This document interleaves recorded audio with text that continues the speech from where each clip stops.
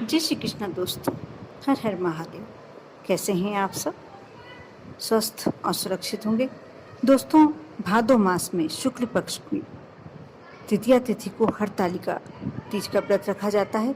इस दिन भगवान शिव, माता पार्वती की मिट्टी की मूर्तियां बनाकर पूजन की जाती हैं। विवाहित महिलाएं सुखी वैवाहिक जीवन के लिए, जबकि अविवाहित लड़कियां अपने पसंद के जीवन साथी की कामना के साथ ये व्रत करती हैं। इस बार हरतालिका तीज मंगलवार 30 अगस्त को पड़ रही है।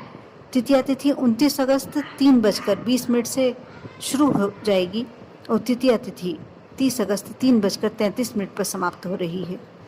प्रातःकाल हरतालिका पूजन का मुहूर्त रहेगा सुबह 5:58 से लेकर 8:31 तक, और शाम को पूजा का मुहूर्त रहेगा शाम 6:33 से 8:51 तक प्रदोष काल में। तीज व्रत का पारण रहेगा 31 अगस्त को। और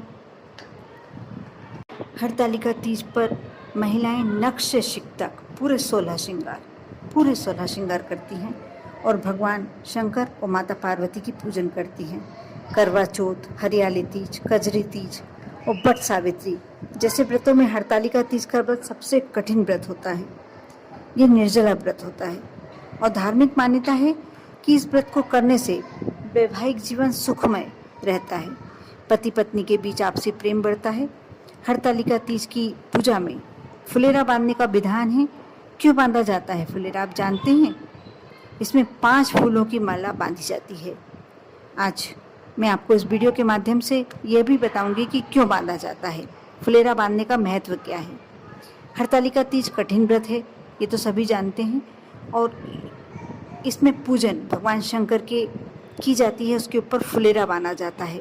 हरतालिका तीज के पूजन में फुलेरे का विशेष महत्व होता है।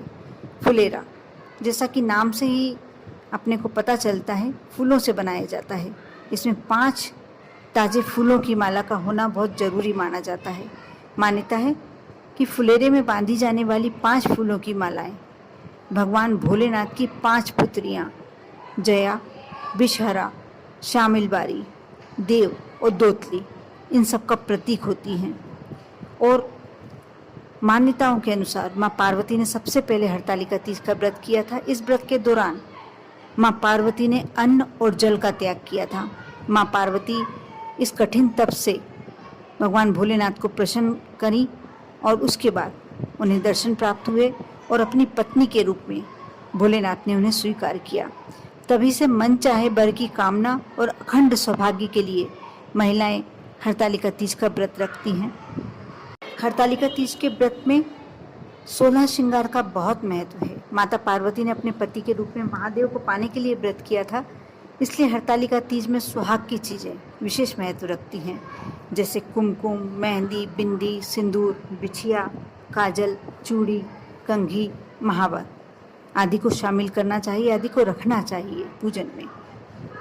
और पूजन के लिए भगवान शिव जी की, माता पार्वती की, श्री गणेश जी की रेत और काली मिट्टी मिलाकर प्रतिमा बनाई जाती है। पूजा स्थल को फूलों से सजाकर एक चौकी पर रखा जाता है। चौकी पर केले के पत्ते रखकर भगवान शिव के पूरे परिवार की प्रतिमाएं रखी जाती हैं, स्थापित की जाती हैं।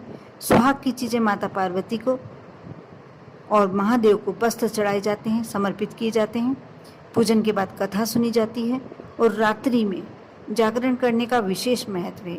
आपकी पूजा नहीं तो अधूरी मानी जाएगी। अगले दिन सुबह फिर आरती की जाती है, फल मिष्ठान का भोग लगाया जाता है, उसके बाद ही व्रत खोलने का विधान है। यदि हरतालिका तीज के पूजन में यदि कुछ मंत्रों का जाप भी किया जाए, माँ पार्वती, भगवान शिव और श्री गणेश की पूजन के साथ साथ कुछ मंत्रों का भी जाप किया जाए, तो भक्तों की सभी मनोकामनाएं पूर्ण होती हैं। और हर मनोकामना पूर्ति के लिए अलग अलग मंत्रों का जाप किया जाता है। श्री गणेश जी का मंत्र, भगवान शिव जी का मंत्र, माँ पार्वती का मंत्र सभी शामिल हैं। मनोकामना पूर्ति, जैसे मन चाहे वर की प्राप्ति के लिए मंत्र यदि आप चाह रहे हैं, सुख सौभाग्य की प्राप्ति के लिए मंत्र है, आपको लगता है पति की लंबी आयु के लिए आप मंत्रों के बारे में जानना चाहते हैं, तो किस मंत्र का जाप कैसे करें और कौन सा मंत्र किस कार्य के लिए होता है, मैं आगे बता रही हूँ, अवश्य देखिए। यदि आप सुख सौभाग्य की प्राप्ति के लिए मंत्र कहना चाहते हैं, जपना चाहते हैं, तो देहि सौभाग्यम आरोग्यम देहि में परम सुखम पुत्र पौत्रादि समृद्धि देहि में परमेश्वरी। मैं फिर से मंत्र बता रही हूँ, इसका आप एक कागज में उतार लें और फिर जाप करें। देहि सौभाग्यम आरोग्यम देहि में परम सुखम पुत्र पौत्रादि समृद्धि देहि में परमेश्वरी। माँ पार्वती को सिंदूर चढ़ाने का मंत्र इस प्रकार है। आप चाहती हैं कि आपका अखंड सौभाग्य बना रहे, तो आप इस मंत्र का जाप करें। सिंदूरम शोभनम रक्तम सौभाग्यम सुखवर्धनम शुभदम कामदम चैव सिंदूरम प्रतिग्रहातम। यदि आपको समझने में थोड़ी परेशानी आ रही है, इस मंत्र को मैं स्क्रीन पे डाल दूंगी, आप पढ़कर लिख सकते हैं। और गणेश जी के किस मंत्र का आपको जाप करना है, आप इस मंत्र का जाप करें। वक्र तुंड महाकाय सूर्यकोटि संप्रभ निर्विघ्न कुरु मे देव सर्व कार्येषु सर्वदा। इस मंत्र का जाप आप अपने कोई भी कार्य को सिद्ध करना चाहते हैं तो इस मंत्र का जाप करें। माता पार्वती का मंत्र इस प्रकार है। ओम पार्वत्ये नमः, ओम उमाय नमः। या देवी सर्वभूतेषु माँ गौरी रूपेण संस्थिता नमस्तस्यै नमस्तस्यै नमस्तस्यै नमो नमः। इस मंत्र का आप जाप अपने सौभाग्य में वृद्धि करने के लिए, साथ ही अपने वैवाहिक जीवन को कुशल बनाने के लिए, सुखपूर्ण बनाने के लिए कर सकते हैं। भगवान शिव का मंत्र इस प्रकार है। ओम नमः शिवाय, ओम महेश्वराय नमः, ओम पशुपतये नमः। इस मंत्र का आप जाप सभी प्रकार की सुखों की वृद्धि के लिए कर सकते हैं। मन चाहा वर चाहिए आपको, तो आप इस मंत्र का जाप करें। हे गौरी शंकर अर्धांगिनी यथा तम शंकर प्रिया तथा माम कुरुम कल्याणी कांत कांता सुदुर्बला। पति की दीर्घायु के लिए इस प्रकार मंत्र का जाप करें। नमस्तस्यै शिवाय सर्वाण्य सौभाग्यम संतति शुभ प्रेक्ष भक्ति युक्तानाम नारीनाम हर वल्लभे। इस मंत्र का आप जाप करके अपने पति की दीर्घायु के लिए भगवान से विनती कर सकते हैं। मंत्र उच्चारण के नियम क्या है, आप ये भी जान लें। अगर आपको इन मंत्रों का जाप करते समय किसी तरह की समस्या आती है या फिर संस्कृत के मंत्रों का सही उच्चारण आप नहीं कर पा रहे हैं, तो ऐसे में किसी योग्य पंडित से भी मंत्रों का जाप करवाया जा सकता है। अगर ऐसा भी संभव ना हो तो पूजा के दौरान भगवान शिव, माता पार्वती और गणेश जी की चालीसा भी पढ़ सकते हैं।